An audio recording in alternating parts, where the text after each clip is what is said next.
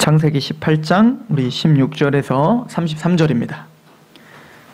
창세기 18장 16절에서 33절까지 말씀입니다.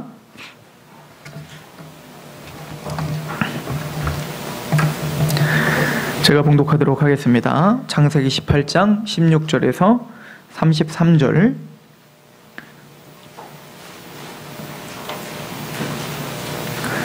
그 사람들이 거기에서 일어나서 소돔으로 향하고 아브라함은 그들을 전송하러 함께 나가니라.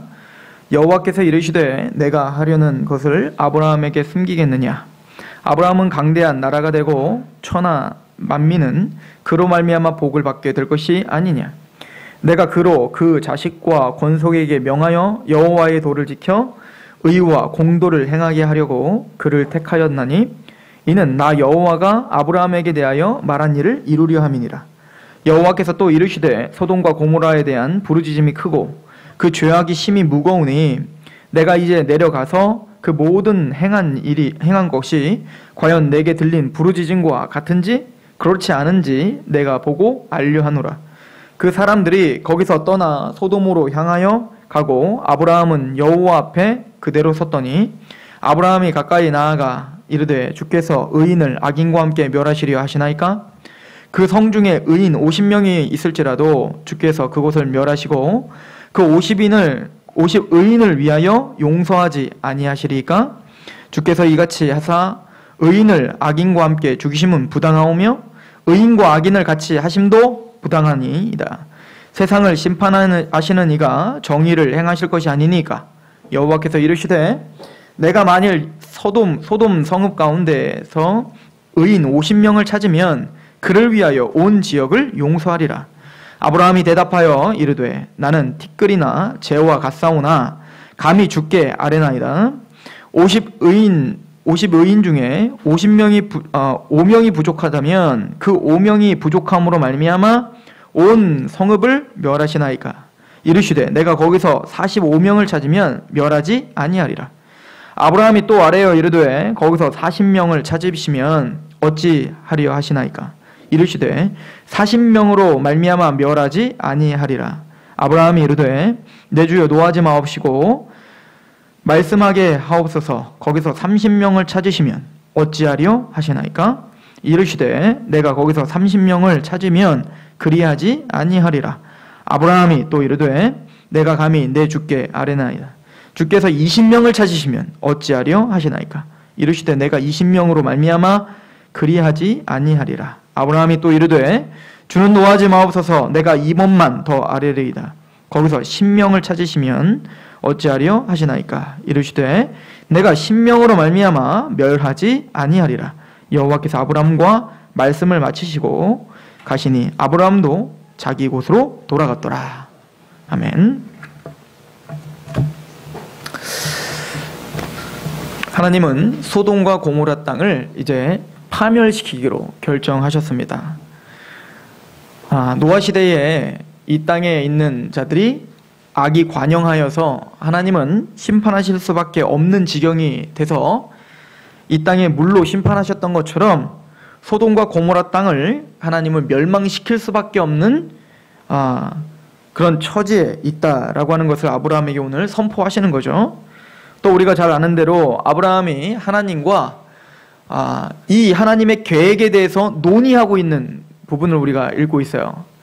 하나님은 어찌 보면 하나님의 이 심판의 계획을 사실은 비밀이죠. 아무도 모르잖아요. 그런데 의인인 아브라함에게 찾아오셔서 이 중대한 사역을 아브라함에게 먼저 말씀을 해주신다는 거예요. 그리고 그 비밀을 알려주시고 아브라함은 또 하나님 앞에 자신의 의견을 말씀드리면서 지금 뭔가 상의를 하고 있는 듯한 그런 모습을 우리는 보고 있습니다. 사실 오늘 본문과 또 다음 주의 본문을 통하여서 우린 여러 가지를 또 논해야 될 것들이 많이 있지만 오늘은 그냥 그 줄거리에 있는 이야기들로만 시간을 좀 보내려고 합니다. 특별히 하나님께서 세 사람을 보내셨는데 그래서 한 사람은 아브라함에게 남고 두 사람만 롯에게로 갑니다. 그래서 이제 롯에게 찾아가는 그 천사는 두 천사고 그리고 한 사람이 남는데 그 한 사람은 자신이 하나님인 것처럼 이야기하고 여호와의 사자인데, 그래서 이 사람은 도대체 누구인가? 어떤 천사인가? 사실 이런 부분들도 책 한 권이 쓰여질 정도로 논문이 쓰여져 있어요. 그래서 개혁주의, 정통 개혁주의의 보수주의에서는 지금 그 셋 중에 두 천사는 지금 로세게 같고, 이분은 바로 아직 성육신하시지 않았던 예수님이시다라고 우리가 이야기를 합니다. 그 부분은 나중에 또 저희가 같이 나눌 수 있는 시간이 있을 때 같이 나누도록 하고, 오늘은 아브라함과 그 롯을 통하여서 하나님이 주시는 메시지에 오늘 우리에게 어떤 메시지를 주시려고 하는지 집중하도록 하겠습니다. 먼저는 우리가 오늘 말씀을 보면서 하나님께서 아브라함과 하나님의 비밀을 나누고 계신다는 것을 집중하시길 소망합니다. 아브라함이 자격이 되거나 아브라함이 믿음이 월등히 높았던 사람이 아니라는 것을 우리는 반복적으로 지금 설명을 해가고 있었죠. 그래서 하나님의 약속을 듣고도 아브라함은 끊임없이 그 약속을 믿지 못하는 불신앙을 계속 보여왔다고요. 그래서 가나안 땅에 왔지만 가나안 땅에 흉년이 되니까 바로 어디를 찾아가요? 애굽으로 내려가잖아요. 세상으로 내려갔던 아브라함. 하나님은 그의 편이 되셔서 또 하나님의 기적적인 방법으로 애굽의 그 바로를 두렵게 하여 그 출애굽시키는 역사도 하나님이 하셨어요. 즉 하나님이 데려온 거죠. 사라도 살려주고 아브라함도 살려주고, 그리고 하나님은 아브라함에게 또 나타나셔 또 약속하시고. 그런데 아브라함은 그때쯤 되면 믿을 줄 알았더니 또 뭐라고 합니까? 엘리에스를 합시다.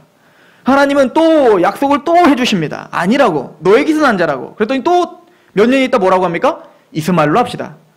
아니라고, 꼭 사라를 통해서 날 거라고. 그랬더니 비웃고.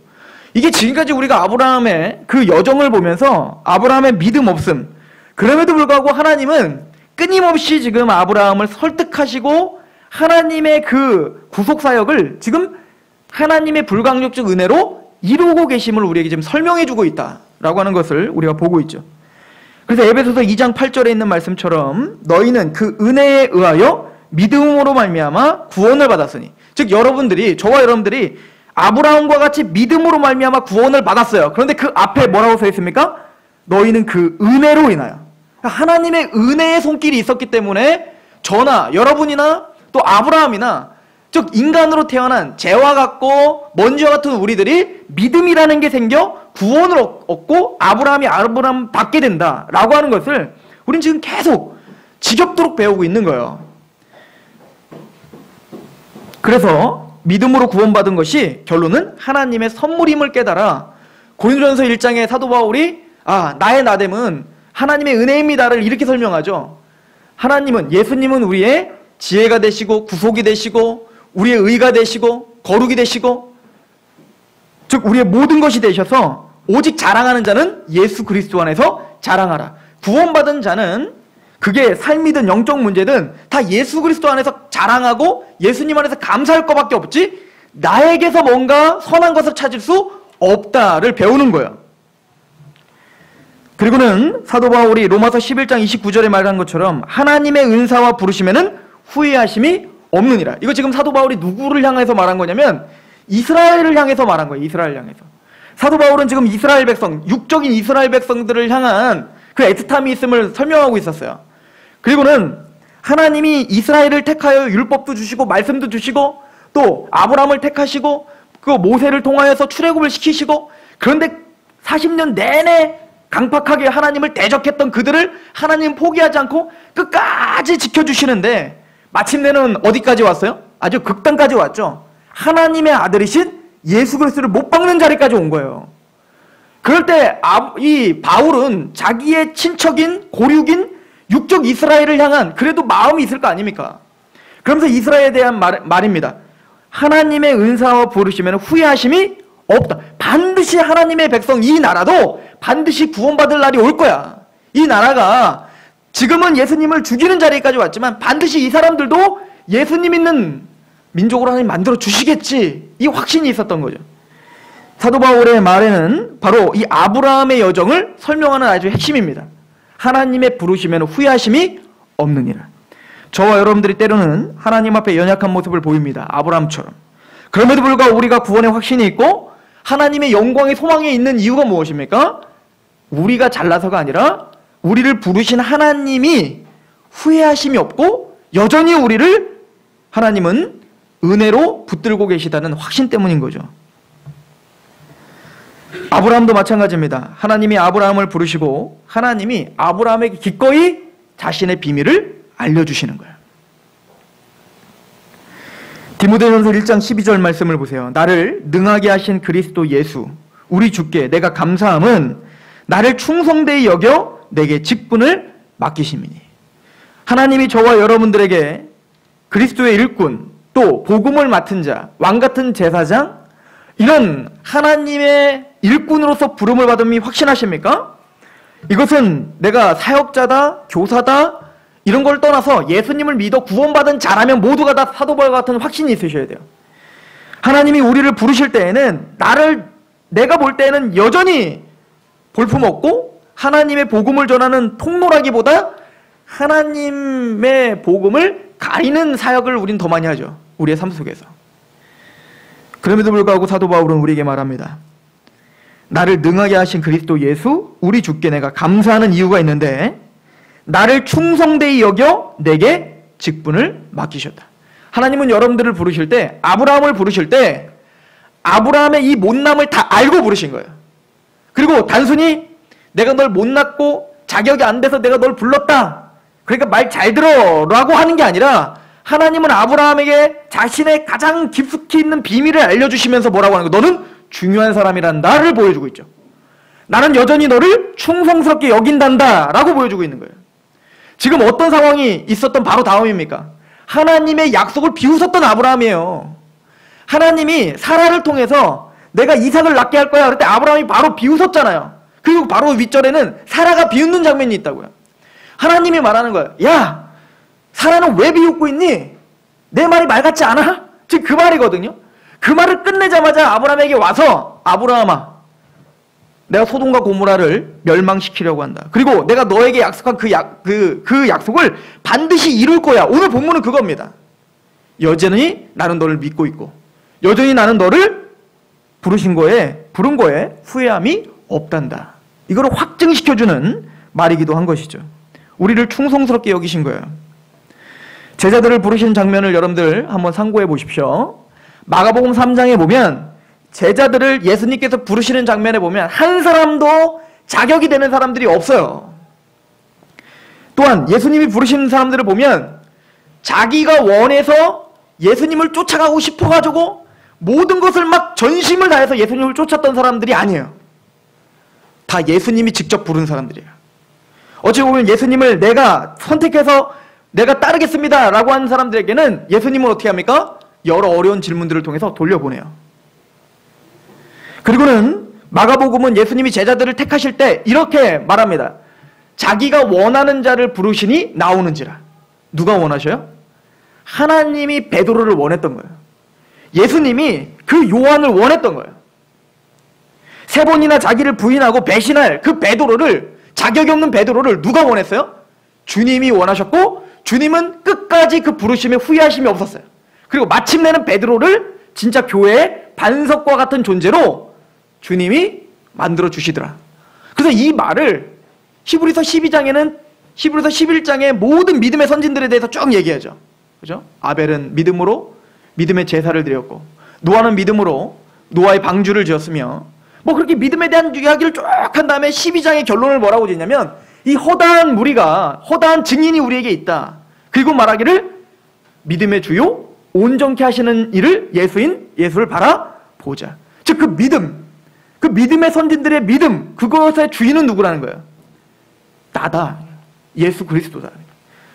예수 그리스도께서 그 믿음의 선진들의 믿음을 지키셨고 그 믿음의 선진들의 통치자요 주인은 바로 예수님이었다. 우리가 할 수 있는 건 뭐밖에 없다는 거예요? 그 주인이신 예수님을 바라보는 것. 말씀을 통해서. 저와 여러분들이 이 시간 다시 한번 묵상해야 될 이야기는 하나님은 여전히 우리를 믿고 계시다는 겁니다. 하나님은 여전히 저와 여러분들을 신뢰하고 계시다는 겁니다. 뭘 통해서 확인할 수 있을까요? 이제부터 그 확인을 합니다. 제가 아브라함이 하나님이 신뢰하고 있다는 걸 믿는 것은 하나님의 그 엄청난 구속 사역을, 지금 그 비밀을 아브라함에게 알려주고 있다는 거예요. 요한복음 15장엔 이거를 친구라라고 표현하고 있습니다. 친구. 요한복음 15장 12절부터 14절에 내 계명은 곧 내가 너희를 사랑한 것과 같이 너희도 서로 사랑하라 하는 이것이니라. 사람이 친구를 위하여 자기 목숨을 버리면 이보다 더 큰 사랑이 없나니 너희는 내가 명하는 대로 행하면 곧 나의 친구라. 즉 저와 여러분들을 이제는 종으로 부르지 않고 뭐라 부르겠다? 친구. 친구 중에 자기의 목숨을 맞춰서 살리는 친구 같은 그런 친구가 어디 있냐 이거야. 근데 주님은 바로 자신의 목숨을 내어 던져 우리를 살려주신 친구라는 거예요. 그럼 예수님이 왜 친구라고 하는 용어를 사용하셨는가? 간단합니다. 제가 결혼을 막 했을 때 지금 우리 교회를 다니고 있는 우리 영준 형제네 집에서 제가 살았어요. 한 3, 4년을 거기서 살다 보니까 볼 거 못 볼 거 다 봤겠죠. 그러니까 제가 굉장히 유쾌한 사람입니다, 사실. 그래서 하여튼 친한 사람들끼리 있으면 이렇게 막 장난도 치고 막 그렇게 해요. 그래서 아무도 보지 못한, 저희 부모님도 보지 못하고 다른 친구들도 보지 못한 그 행동이 있어요. 이렇게 막 웃기는 행동이 있는데 그 행동을 본 사람이 있습니다. 그게 만약 영준 형제예요. 저랑 같이 사니까. 그러니까 영준 형제가 제가 이제 결혼을 한 다음에 제 아내에게 자랑을 한다고 이렇게 자랑을 했어요. 네가 모르는 걸 난 알고 있어. 네가 못 보는 걸 나는 봤어. 그냥 웃고 넘어갔는데 그게 그렇게 서운한 거예요. 누가? 우리 아내가. 왜냐면 가장 친해야 되고 모든 비밀을 다 알아야 될 자신이 그걸 모른다는 것이 너무너무 서운한 거예요. 어떻게 해줬을까요? 해줬죠, 제가 또. 별것도 아닌데. 이게 무슨 이야기인지 아시겠습니까? 그게 비밀인 거예요. 하나님이 왜 아브라함을 불러 지금 어떤 왕도 똑똑한 철학자도 그 어떤 용사도 아닌 계속 실수투성인 아브라함을 불러 하나님의 그 비밀을 알려주고 있다는 것은 그만큼 아브라함이 소중하다는 거죠. 그만큼 아브라함을 통하여 이루시고자 하는 가장 친밀하다는 거죠. 그래서 예수님은 우리를 친구라 부르셨다라고 하는 의미를 이렇게 설명합니다. 요한복음 15장 15절부터 이제부터는 너희를 종이라 하지 아니하리니 종은 주인이 하는 것을 알지 못함이라. 너희를 친구라 하였노니 내가 내 아버지께 들은 것을 다 너희에게 알게 하리라. 그 어떤 누구도 모르는 그 비밀을 누구에게만 알려주겠다는 거예요? 너희에게만. 내 친구들에게만 알려주겠다는 거예요. 자신의 목숨으로 살려주신 그 친구들에게만, 오직 그에게만. 여전히 실수투성이고 여전히 예수님을 3번이나 부인하는 베드로지만 그 친구에게만 알려주시겠다는 겁니다. 특권이죠. 특권을 받을 수 있는 자격이 안 되는 특권이에요. 아브라함에게 하나님은 나타나셔서 그 비밀을 알려주셨는데 그 비밀의 핵심은 심판이었습니다. 이 땅에 임금이 어떻게 심판을 받을 것인가? 저 소돔과 고모라 땅이 세상 모르고 하늘 높은지 모르고 자기들이 진짜 하나님이냐, 자기들이 진짜 왕이냐, 자기 인생이 정말 자기 것이냐, 그렇게 휘황찬란하게 허세를 부르고 있는 그것이 얼마나 헛된 것인지를 아브라함에게 알려주신 거예요. 내가 그 땅을 한순간에 무너뜨려버리마, 한순간에 다 불로 멸망시켜버리마, 이것을 보여주신 거죠. 예수님은 우리의 친구시라 성령님을 통하여 여러분들에게 어떤 비밀을 알려주셨습니까? 우리에게도 동일합니다.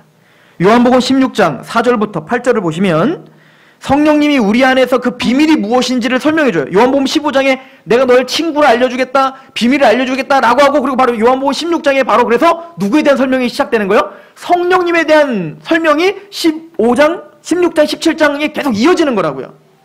14장부터. 왜냐하면 성령님은 그 비밀을 알려주시는 핵심이시거든요. 어떤 비밀? 요한복음 16장 13절.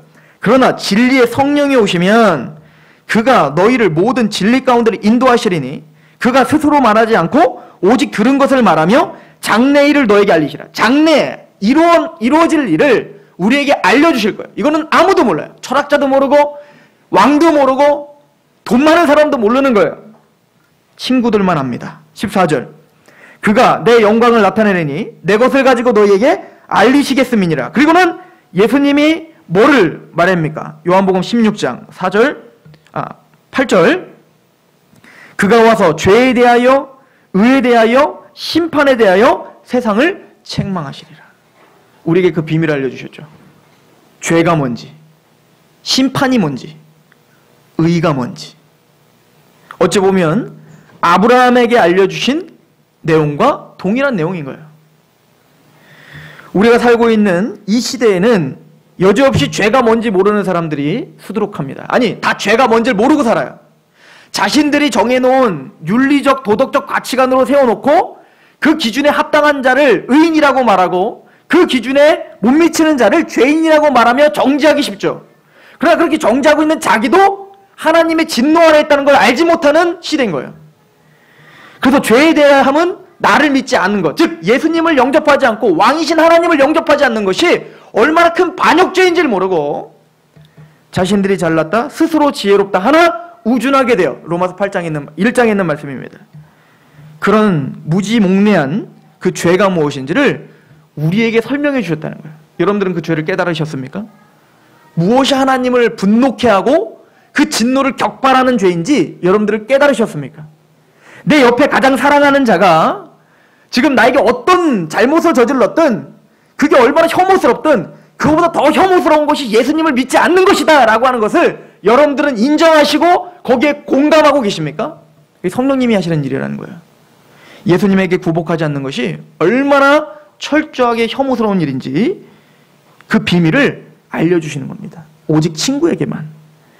또한 의가 뭔지, 또 그 세상 임금이 어떻게 심판받았는지를 주님은 알려주시겠다. 이것이 복음입니다. 왜 우리가 회개하여 그 왕 앞에 꿇어 엎드려야 되는지. 에베소서 1장 8절에 이는 그가 모든 지혜와 총명으로 우리에게 넘치게 하사 그 뜻의 비밀을 우리에게 알리신 것이요 그의 기뻐하심을 따라 그리스도 안에 때가 찬 경륜을 위하여 예정하신 것이니 하늘에 있는 것이나 땅에 있는 것이 다 그리스도 안에서 통일되게 하려. 하늘에 이루어진 그 뜻이 무엇인지를 우리에게 알려주셨어요. 지혜와 총명을 넘치게 하셔서 우리에게 이 놀라운 심판의 비밀과 그들의 국률, 자비, 하나님의 의가 뭔지를 우리에게 알려주신 친구들입니다. 이거와 같아요. 요즘에 박근혜 대통령이 좀 시달리고 있으니까 오바마로 합시다. 오바마 대통령이 갑자기 FBI를 통해서 한국까지 비행기를 날려 여러분들에게 찾아온 거예요. 그래서 FBI가 와서 그러는 겁니다. 한국말로. 미국 정부는 북한과 남한의 지금 관계에서 당신의 지금 굉장히 중요한 인물로 지금 FBI와 미국 정부와 한국 정부는 당신을 주목하고 있습니다. 저는 지금 가정주부인데요. 예, 맞습니다. 그 일입니다. 다른 가정주부는 몰라도 당신이 하고 있는 그 삶의 노선을 그대로 사십시오. 그것이 북한을 붕괴시키는 가장 중요한 일입니다. 진지하게 오바마와 통화까지 했어. 그러고는 여러분들이 다시 설거지를 합니다. 웃기는 얘기지만 여러분들의 마음에는 갑자기 벅차오르는 기쁨과 무언지 모를 뿌듯함이 있을 거예요. 왜요? 똑같은 설거지를 하고 있더라도 나는 이해할 수 없지만 오바마는 이것이 뭔가 북한을 정권을 뭔지 모르겠지만 그 세제에 뭔가 폭탄이 있는지, 즉 우리의 삶이 무미건조한 삶이 뭔가 다르게 해석될 거란 말입니다. 그런데 지금 천지의 창조자이신 하나님이 우리에게 찾아오셔서 성령님을 보내주셔서 속삭이셨다는 얘기예요. 지금 하나님을 대적하고 있는 이 사단의 정권을 무너뜨리고 심판을 하며 거기 가운데 하나님의 나라를 완성하는 일에 바로 당신이 핵심입니다. 모든 만물을 충만하게 하는 충만이 바로 당신입니다. 바로 교회입니다. 라고 성경에 써서 우리에게 내려보냈다고요. 이게 비밀입니다. 그러므로 이 비밀을 깨달은 자는 오늘 내가 이걸 깨닫기 전에 삶과 동일한 삶을 살다 할지라도 의미가 다른 거예요. 저와 여러분들은 우스운 얘기가 아니라 정말 그런 사명감이 있길 소망합니다. 내가 어떤 자인가, 하나님이 나를 어떠한 자로 존재로 부르고 계시고 나를 어떻게 쓰시는가를 확인하시길 소망한다는 얘기예요. 아브라함과 하나님은 심판의 비밀을 나누고 지금 모든 문제는 죄다라고 하는 것을 하나님은 아브라함에게 알려주셨습니다. 창세기 18장 20절에 여호와께서 또 이르시되 소돔과 고모라에 대한 부르짖음이 크고 그 죄악이 심히 무거우니 내가 이제 내려가서 그 모든 행한 것이 과연 내게 들린 부르짖음과 같은지 그렇지 않은지 내가 보고 알려함이라. 진짜 하나님 몰라가지고 확인하러 가는 걸까요? 지금 이런 모든 액션들과 이런 모든 대화들은 누가 알기를 원하는 거예요? 아브라함이 알기를 원하는 거예요. 아브라함에게 지금 알려주기 위함인 겁니다. 하나님이 모르시겠습니까? 그런데 굳이 천사들을 보내서 아브라함을 만나 내가 저 소돔과 고모라 땅을 지금 멸망시킬 수밖에 없을 만큼 내 마음이 지금 상하였단다. 이거 지금 하나님의 마음에 아브라함을 지금 초청하고 있는 거예요. 나를 대적하고 있는 저들이 얼마나 나를 힘들게 하는지 아브라함에게 알려주고자 하는 음성으로 들리시지 않습니까? 하나님은 오늘도 저와 여러분들에게 하나님의 그 심정을 알려주고 계시는 겁니다. 비밀들을 통해서, 복음을 통해서. 아모스 3장 7절에서 8절은 항상 주님은 이렇게 움직이신다는 거예요. 주 여호와께서는 자기의 비밀을 그 종 선지자들에게 보이지 아니하시고는 결코 행하심이 없으니라. 왜? 그 일을 통하여 정리하는 게 문제가 아니라 그 일을 같이 하나님과 동행하면서 하나님이 어떤 심정인지를 알고 있는 그 사람을 찾기를 원하는 거예요. 하나님은. 그러면 8절에 말합니다. 사자가 부르짖은즉 누가 두려워하지 아니하겠느냐. 주 여호와께서 말씀하신즉 누가 예언하지 아니하겠느냐. 무슨 얘기입니까? 하나님이 이 비밀을 선지자들에게 알려주셔서 그러면 사자가 뭔가 움켜쥐면 뭐합니까? 부르짖죠. 자연스럽게. 마찬가지로 하나님의 이 계시를 움켜쥔 자는 뭐 할 수밖에 없다는 거예요? 외치고 선포하고 부르짖을 수밖에 없다는 거죠. 이 얘기는 선지자로 부름을 받은 저와 여러분들이 정말 비밀을 갖고 있는가? 그럼 그 비밀을 움켜쥐고 있는가? 그럼 마음에서 우리 입술로 우리의 삶에서 부르짖고 있는가까지 우리가 연결시켜 해석을 해야 되는 내용인 거예요. 하나님은 그 사역에 지금 아브라함을 초청하신 겁니다. 애굽 또 노아의 방주날 그 부패했던 세상 그리고 오늘 심판을 명하고 있는 소돔과 고모라 모두가 다 타락을 상징합니다.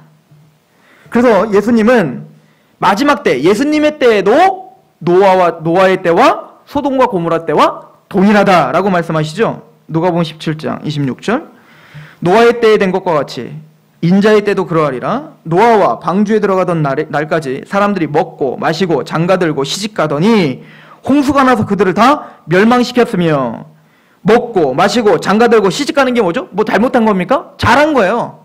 그냥 원래 그렇게 사는 거예요. 이 땅에서 원래 그렇게 사는 겁니다. 뭐가 문제죠? 하나님의 심판과 하나님의 마음을 이해하지 못하고 내가 왕됨 그 자체로 그냥 먹고 장가들고 이 땅의 것만 추구하며 사는 거. 이게 꼭 노아의 때의 일입니까? 오늘 우리에게 벌어지고 있는 일입니까? 또 롯의 때와 같으니 사람이 먹고 마시고 사고 팔고 심고 집을 짓더니 다 우리가 하는 일이에요. 롯이 소돔에 나아가던 날에 하늘로부터 불과 유황이 비오듯 하여 그들을 멸망시켰느니라. 인자가 나타난 날도 그러하리라.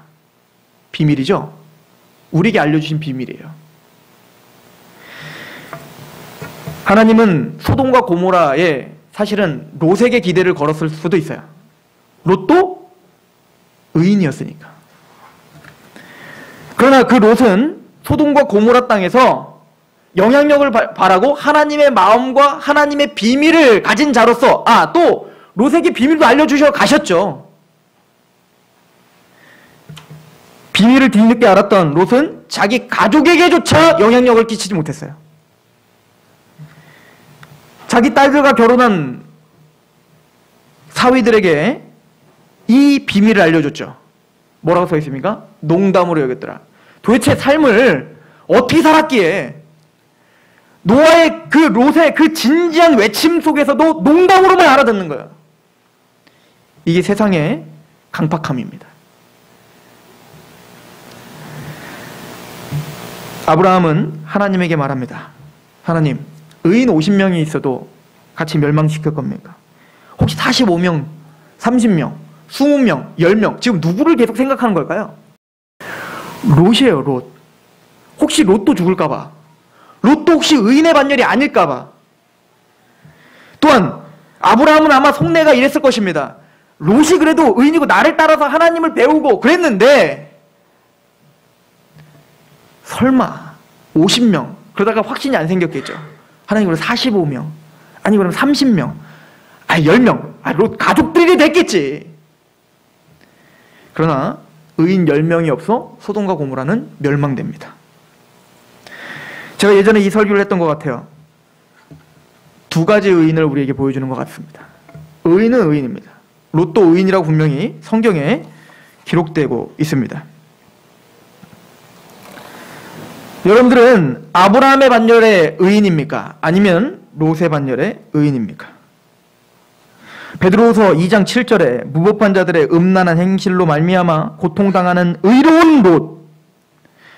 롯은 소돔과 고모라 땅에 살면서 고통당하고 있었어요. 고통을 당했어요.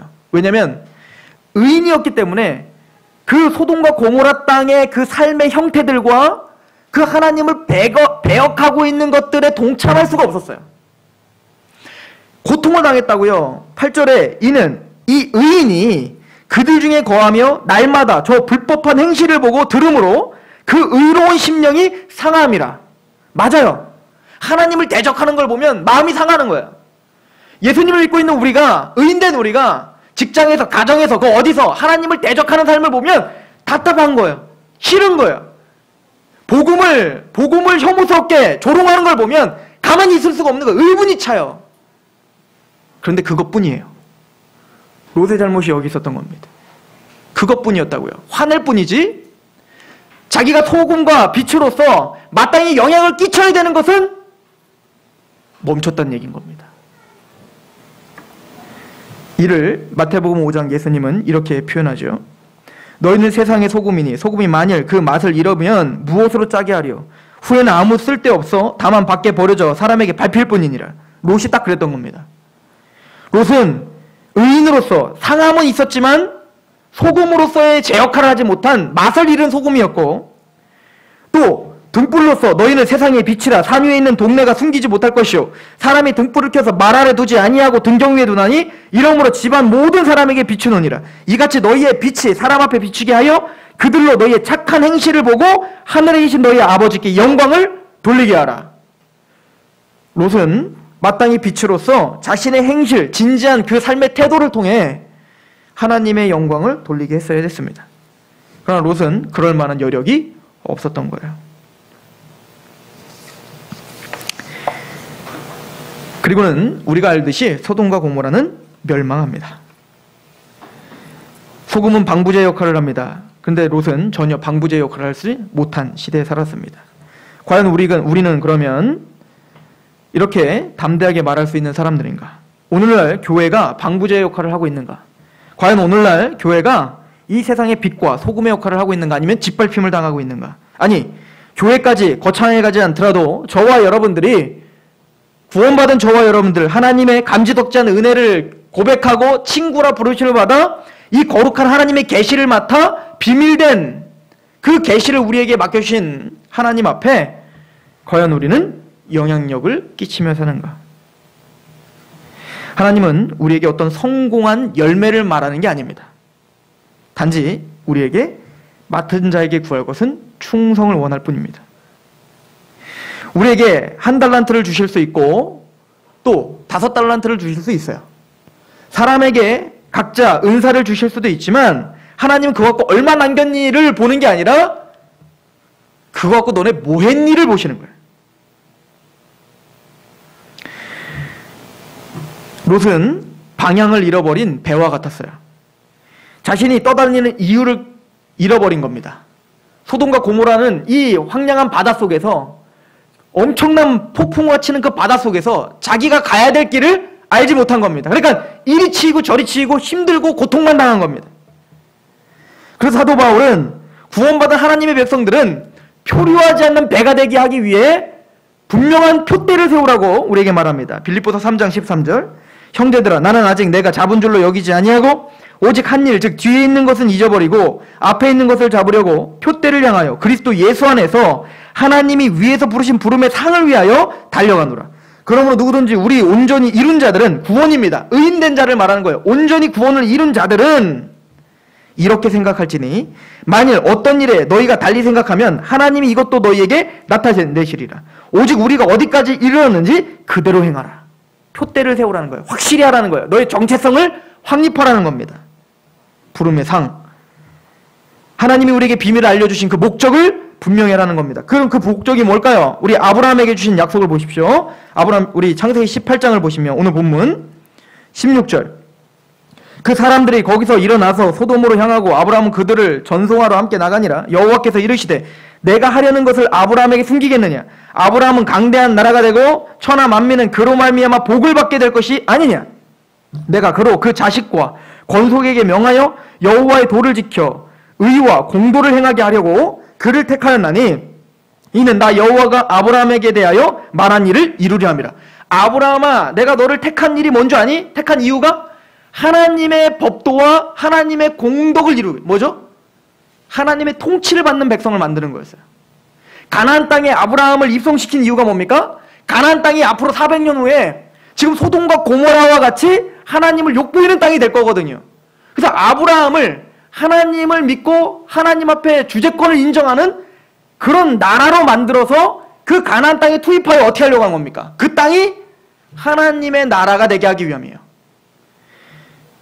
의인인 롯도 당연히 소돔과 고모라 땅에 갔을 때 내가 복을 받을 뿐만 아니라 내가 바로 복의 근원이구나 라고 하는 정체성을 확립했어야 됐습니다. 그러나 롯은 바로 그 표대를 잃어버린 겁니다. 제가 항상 그런 이야기 하죠. 우리는 교회라는 것은 유람선이 아니에요. 하나님은 교회를 유람선으로 부른 적이 없습니다. 하나님은 교회를 군함으로 불렀습니다. 유람선은 유유히 떠다니면서 수영이나 즐기고 유유히 떠다니면서 좋은 양식을 먹고 그냥 낮잠 자고 풍경을 즐기면서 어디로 가든 상관없어요. 그곳을 즐기면 되니까. 그러나 군함은 다르죠. 군함은 명확한 명령이 있고 명확한 작전 계획이 있는 거예요. 교회는 몸집을 불리고 화려해지고 또 내가 잘 먹고 잘 사는 것에 목적이 있는 게 아니에요. 유람선이 아니라 군함이에요. 전신갑주를 취하라는 겁니다. 그 보라사를 멸하라는 겁니다. 진리의 허리띠를 차라는 거예요. 복음의 신을 신으라는 거예요. 표대를 확실히 하자는 겁니다. 그런 주님은 이렇게 말씀하십니다. 고린도전서 4장 1절 2절. 사람이 마땅히 우리를 그리스도의 일꾼이요 하나님의 비밀을 맡은 자로 여길지어다. 믿으십니까? 여러분들은 하나님의 그 심판, 구원, 복음을 맡은, 비밀을 맡은 자로 여기셔야 됩니다. 그렇다면 2절. 그리고 맡은 자에게 구할 것은 충성입니다. 저 여러분들은 하나님의 군사들이요 이 땅을 살아가는 명확한 목적이 있습니다. 그 목적을 상실하지 않는 의인들이 되시길 소망합니다.